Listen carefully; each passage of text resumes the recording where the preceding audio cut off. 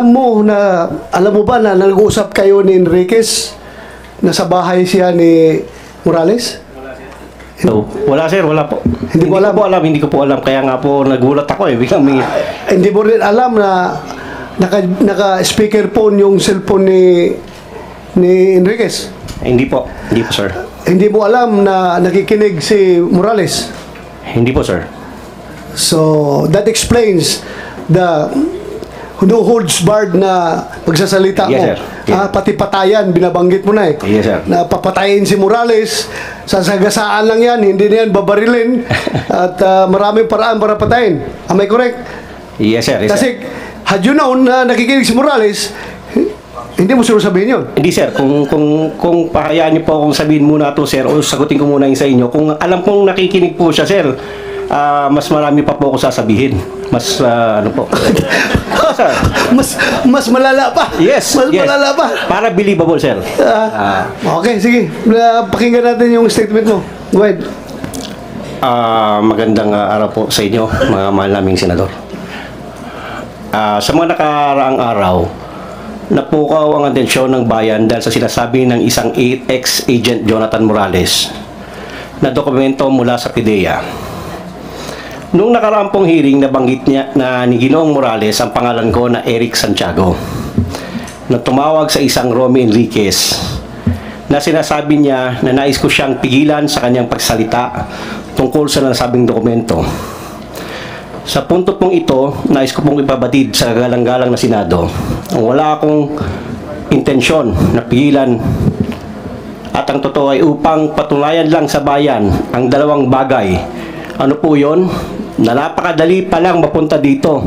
Gagawa ka lang ng isang kwento at katang-isip na kwento sa pamamagitan ng pambobola, mapupunta ka na rito. Pangalawa, na upang pabulaanan at bigyang kalinawan ang mga bagay-bagay na sinasabi ni ex-agent Morales sa pamamagitan sa pagpapakita ng mga dokumento na dala ko. Siyensya na sir, di ako sanay magsalita sa maraming tao. Panglubog lang sir eh. Please continue. Gusto ko rin gamitin ang oportunidad na ito upang humingi ng taus-pusong paumanhin sa mga taong walang kinalaman sa aking plano, ngunit alam kong grabing naapektuhan dahil sa paggamit ng kanilang mga pangalan. Unang-una po, kay paring Romy, pare, pasensya na, nasama ka rito. Pero I have to do this eh.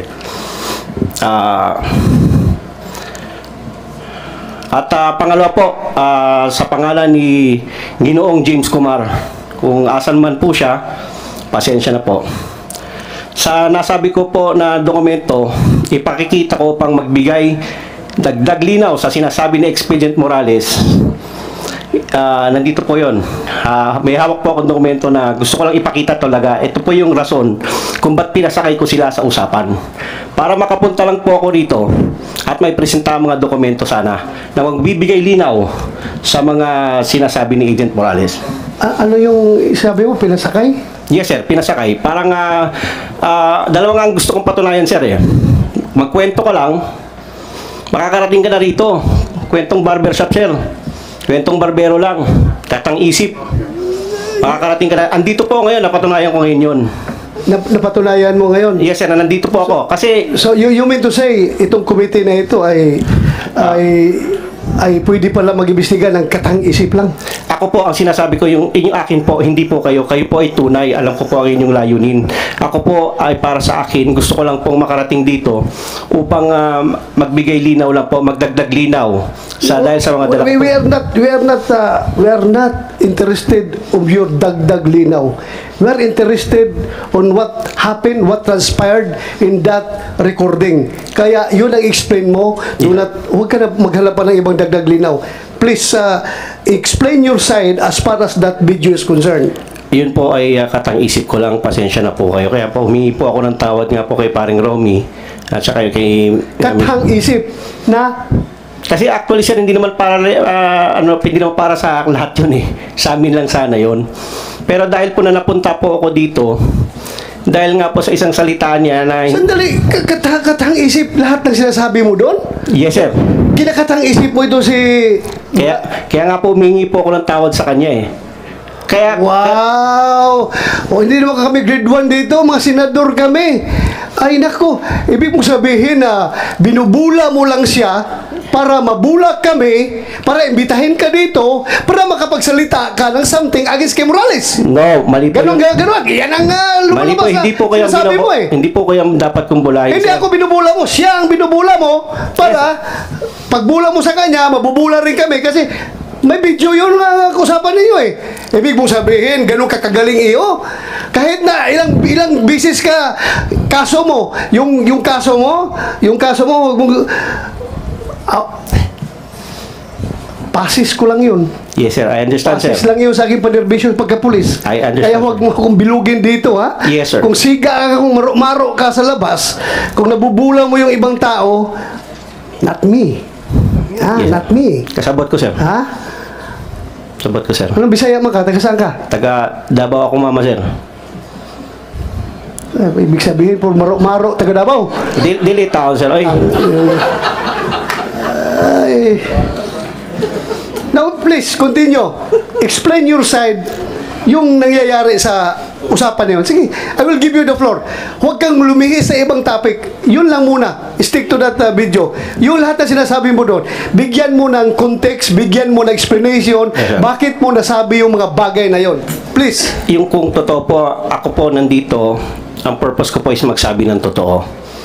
Yun nga, sabihin mong totoo, bakit ka tumawag kay Marquez at mga sinasabi mong patatahimikin siya, huwag na magsalita, at may binanggit ka ba nung pangalan na Lam? Ano yung Lam na ibig mo sabihin? Sir, actually, sir, naririnig-rinig ko lang sa YouTube yun, sir. You play, kumsek, you play. Baka sabihin naman, Hindi, ibig sabihin, sir. baka ibig sabihin, yung committee na ito, gumagawa na naman ng AI generated video recording, ha? Kumsek, please play the video. Yung sinabi niyang Lam. Narinig mo lang yan, hindi mo ginamit during your conversation, hindi mo ginamit yung salitang Lam. Sir, ginamit ko. O, ginamit mo? ko nga, sir. Kasi ganito nga, Ano sir. ibig mo sabihin ng Lam? Sir, ganito po yun. Naririnig... Sandali! Anong ibig mo sabihin ng Lam? Sinabi mo, binanggit mo. Yes, sir. Naririnig ko po sa YouTube lang yan. Yung Lam, si First Lady, si James. O kaya nga, bakit mo nasabi yung Lam na yun doon? Para pasakayin nga po sila, sir. Kung gusto niyo pong malaman ng totoo. Pasakayin. Opo, para papasakayin lang po si Romy at si Agent Morales, sir. Hindi mo nga alam na nasa bahay ni Morales si Marque Enriquez. Ganito po yan, sir. Si Romy kasi, pag matri-trigger ko siya, alam ko na makakarating kay Morales yan. So anong purpose mo? Anong agenda mo Ito dito? nga po, sir, Anong kasi- motive mo? Bakit mo siya iti-trigger? Sige nga. Gusto ko po kasi may mga dokumento po kasi akong dala. Kasi, sir, kung napapagod na po kasi ako sa paulit-ulit na sinasabi nila, alam ko naman na mas may explain ko, sir. Dahil sa mga dokumentong dala ko. Ano yung mga dokumento na mo? Pwede ko ba ipakita, sir? But before you show that document, explain your side. Bakit mo sinabi yun? Huwag mo kaming bulahin, ha? Yes, sir. Ha? I will cite you in contempt directly kung mag-sinungaling ka dito, ha? Kasabot ko, sir. Kasabot Huwag mo kong dalahin sa bula-bula. Kasabot ko, ha? sir. Kasabot ko. Kumsik, i-play mo nga yung may sinabi siyang Lam. Huwag mong sabihin, bula mo lang kami dito. Wala pong ganun, sir. Sorry po. Sige. Tapos lang magitan. Okay? Kasi nga yung mama, ha? Hindi, ganito, pakinggan mo na ko yan. Ganito ko yan. Nung pumutok yan, okay? Huwag kang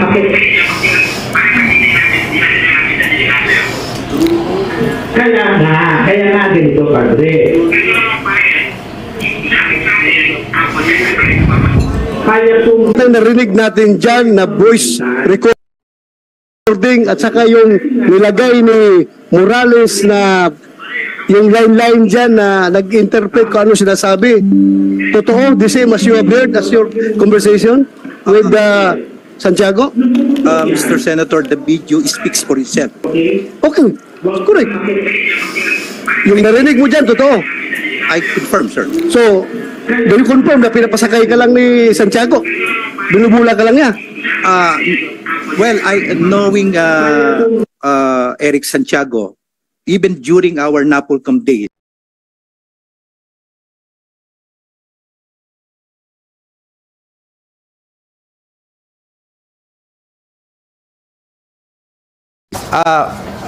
hindi ko po makuha, malaro po siya eh. Malaro po siya, malalim. Malalim babaw nga eh. Malalim. Ang babaw nga eh. Hindi po. Pati kami, papasakayin niya. Hindi Ang po. babaw mo. Ikaw, nalalaliman ka sa ganung style? Well, that is per my assessment. Kasi may mga statements po siya na Baka ang malalim sa'yo yung tao na mahilig pumatay kuno, mapapil-papil, yan ang lalim sa'yo? Malaliman ka niyan? No, Your Honor. I've been with him with NAPOLCOM for almost 5 years. So you confirm na yung narinig natin na video recording at saka yung nilagay ni Morales na mga wordings doon, narinig mo yan during your conversation with Santiago? Yes, Mr. Senator. Do you confirm or deny? I don't deny. Para po sa Hindi, yung sinabi niya na binubula ka lang niya. Well, Para daw makapasok siya dito sa Senado at makapagbulala siya ng mga record na hawak niya against Morales. Mr. Senator, I cannot accurately answer what is his intention. That is his intention. Pero with all sincerity, do you think yung usapan niyo, binubula ka lang niya, pinapasakay ka lang niya, taga-DOJ ka eh. Huwag mo sabihin, Expedia agent ka. Huwag mo sabihin, ganun ka kababaw. Well, Ano? Well, Mr. Senator, knowing him, perhaps that is his intention. Pwede kang mabula niya. Well, vulnerable po ako pagka sa kaibigan. Pagkakaibigan Hindi po, totoo. walang masamang tinapay. I cannot judge a person based on his past. Just like Kuya Jonathan Morales. Who am I to judge? Meron din po ako mga imperfections. Okay? Okay, so... Yun po yung aking position. Kung binobola niya ako, mali yan. That is not my intention. Even po yan, nagtampo ako sa'yo. Eric Santiago, kung nambubula ka, bakit dinadamay mo pangalan ni Lam? Sir, para po makatotohanan ng istorya. Para makatotohanan. Kasi hindi ko po pwedeng bulahin si Romy kung hindi ako babanggit ng mga keywords na magri-ring sa utak nila, sir. So anong purpose mo bulahin siya? Siya lang, sir. Siya lang. Bakit mo, anong purpose mo bulahin siya? Kasi para ipatawag kita dito. Para Ultimately, para ipatawag kita dito at may bulalas mo yung mga records against Morales. Ganon ang intention Actually, mo. sir, hindi naman po against Morales po yung records ko. Kaya nga, para mailabas mo yung Yes, sir. record na sabi mo. Yes, sir. Na nagawa ko po ngayon nga na nandito po nga po ako, sir. Wow, ang galing mo. Galing mo. Ako, I find it very strange na gano'n ang approach mo. Para may patawag ka ng komite na ito, bulahin mo siya para may pakita ang, wow, gano'n ka-genius pala mag-tirada. At dinideny mo lahat ng sinasabi mo sa video na yan. Hindi ko nga, sir, dinideny. Inaamin ko nga po, sir. Dinideny mo nga yung truthfulness. Yes, sir. Yes, sir. Ha? Opo, Yung opo. veracity, totoo yan. Yes, sir. Pero yung truthfulness ang sinasabi Yes. mo, sa video na yan ngayon, dinideny mo. Yes, Sabi sir. mo lang, nabubula ka. Yes, sir. Wow, kasi may video. Pero No, kung sir. walang video yan, hindi mo dideny yan. Sir, actually, pwede ko i-deny yun, sir. Excuse me po, sir. Pwede ko sabihin AI, pwedeng sabihin ko naman na hindi po ako yung kausap eh. Pwede ko pong gawin yun. Pero hindi ko nga po ginagawa Hindi ka na yun. maka-atras kasi kausap mo, mayroong telephone number sa'yo, kayo nag-usap. Pero, sir, Akala sir, mo ba, pwede ka mag-deny dito? Sir, hindi po. Try mo i-deny at Yes, sir. I understand, sir. Kasabot ko, sir. Kasabot git kayo. pinatawag kita dito para magsabi ng totoo. Yes, sir. Ha? I understand. Hindi ka pinatawag dito para bulahin kami dito. Yes, sir. Ha? This is a serious matter. Ha? I understand, sir. Huwag kang sasakay-sakay ka lang, gagawa ka ng gimmick para maipatawag ka dito, para maipabulalas mo yung gusto mong dokumento palabasin. Wow, how shallow your motive. Yes, sir. So, ibig sabihin, sino nag-utos sa'yo na pasakayin mo si